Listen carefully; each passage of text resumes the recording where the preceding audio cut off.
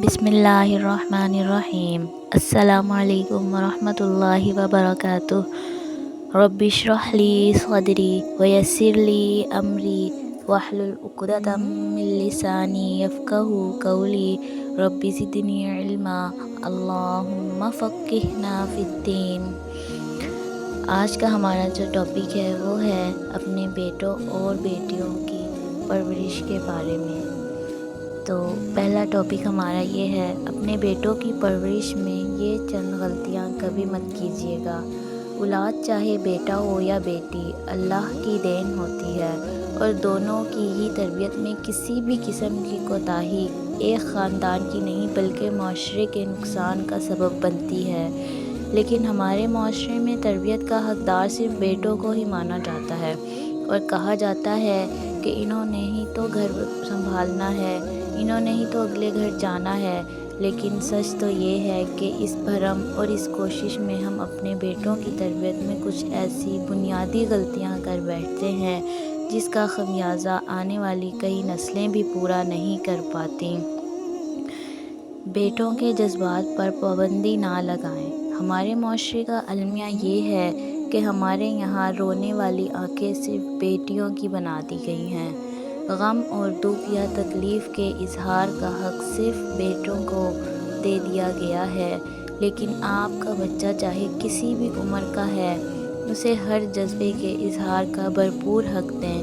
اکثر مائیں یا گھر کے بڑے بوڑھے بیٹوں کو چوٹ لگنے پر یہ کہتے ہیں، مرد بن مرد، لڑکیوں کی طرح کیوں رو رہے ہو، اتنی سی تکلیف پر رو رہے ہو، رونا مت کیونکہ مرد روتے نہیں۔ یاد رکھیے، بیٹوں کو اگر اپنے ہی درد کی شدت محسوس نہیں ہوگی تو وہ کسی اور کی تکلیف کا اندازہ کیسے لگا پائیں گے۔ ان کے دل کو سخت مت کیجیے، کیونکہ کل کو وہ اپنی بہن، بیوی اور بیٹی کے آنسوؤں کی طرف سے بھی ناواقف ہی رہیں گے۔ گھر کے کاموں میں ان کی مدد لیں۔ اکثر دیکھا گیا ہے کہ بیٹیاں چھوٹی بھی ہوتی ہیں تو ان سے دسترخوان اٹھوانا، پانی پلوانا، برتن لگوانا جیسے کام کروائے جاتے ہیں تاکہ کل کو انہیں سارے کام کرنے کی عادت ہو۔ لیکن یہ کہاں لکھا ہے کہ لڑکوں سے یہ کام نہیں کروانے چاہیے۔ اپنے بیٹوں کو چھوٹی عمر سے عادت ڈالیں کہ وہ اپنی چیز واپس جگہ پر رکھیں۔ کمرے کو اگر پھیلائیں تو واپس سمیٹیں بھی۔ برتن کھانے کے بعد کم سے کم کچن یا سنک تک تو پہنچائیں۔ ڈسٹنگ، جھاڑو جیسے کام کروائیں، تھوڑے تھوڑے کر کے۔ اور جب ٹین ایج میں پہنچیں تو کپڑے خود استری کروائیں اور ان سے کچن کے کام بھی کروائیں۔ انہیں بچپن سے یہ احساس دلائیں کہ گھر کی ذمہ داری لڑکے اور لڑکی کی تفریق سے بے نیاز ہے۔ ساتھ ہی ان میں یہ احساس بھی پیدا ہوگا کہ کوئی کام کرنے میں شرم محسوس نہ کریں۔ دوسروں کے لیے مدد کا جذبہ بھی پیدا کریں۔ اپنے بیٹوں کو بار بار یہ احساس دلائیں کہ انہوں نے کبھی بھی کسی کی مدد کرنے میں پیچھے نہیں ہٹنا، اور یہ کرنے کے لیے آپ کو عملی مثال بننا پڑے گا۔ ماں اور باپ دونوں کو ہمیشہ لوگوں کی مدد کے لیے خود تیار رہنا ہوگا، اور یہ جذبہ انہیں دیکھ کر بے اختیار بچوں میں منتقل ہوگا۔ اور اس کی بنیاد میں سب سے پہلے یہ احساس ڈالیں کہ جب کوئی بڑا کھڑا ہو تو اس کے سامنے بیٹھنا نہیں ہے بلکہ اسے جگہ دینی ہے۔ کسی کے ہاتھ میں سامان دیکھیں تو انہیں پوچھیں کہ کیا میں آپ کا ہاتھ بٹا سکتا ہوں، اس سے پودے لگوانے۔ نہ صرف اپنے گھر کے باہر کا کچرا بلکہ کچھ پڑوسیوں کے گھر کے باہر کا کچرا بھی صاف کروائیں۔ جب ٹین ایج میں آئیں تو ان سے خون بھی دلوائیں اور انہیں مختلف فلاحی اداروں میں لے جا کر ان کے ہاتھ سے دوسروں کی مدد کروائیں۔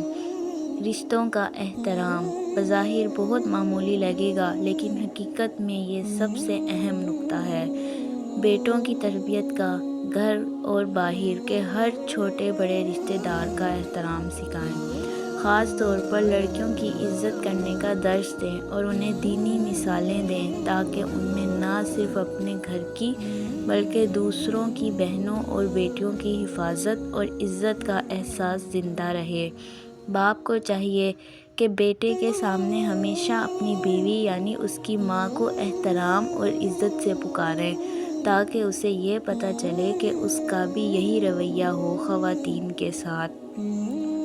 ایک بیٹے کی ماں در حقیقت کسی اور کی بیٹی کے شوہر اور آنے والی ایک نسل کے باپ کی پرورش کر رہی ہوتی ہے، ایک ایسے انسان کی تربیت کر رہی ہوتی ہے جس سے معاشرے کی باقی لڑکیوں کو احساس تحفظ حاصل ہو۔